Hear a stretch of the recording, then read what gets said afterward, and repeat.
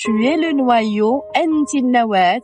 انا كما كنقول دائما كاع العيالات عندهم وليداتهم، حتى اللي ما عندهمش وليداتهم عندهم عائلاتهم، عندهم دي زونغاجمون وعندهم دي ريسبونسابيلتي.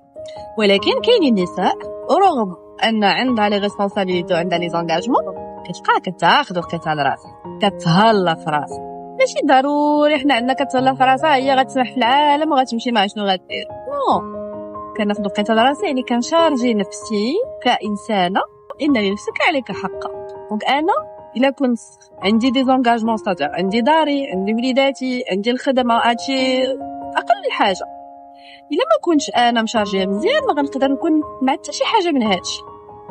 النهار اللي كنعرف وكنقتنع وكنوعى وكنعرف بالأهمية ديال راه أنا كشخص خاصني دو لينيرجي، خاصني واحد الطاقة اللي غتخليني ندير هادشي. النهار اللي كتآمن وكتعرف بالأهمية د هادشي كتولي كتقول بأنني خاصني نمشي نشارجا باش نلقى ما نعطيه، لأن فاقد الشيء لا يعطيه. كنقولها دائما فاش كنبدا مع أي امرأة في لو باركور ديالنا في لاكومبانيومون، كنبدا ليها بواحد tu es le noyau أنت النواة، وها هما الحويجات اللي غنبداو بهم. وإلا ما درتيش هادشي بلا ما نديرو الحويجات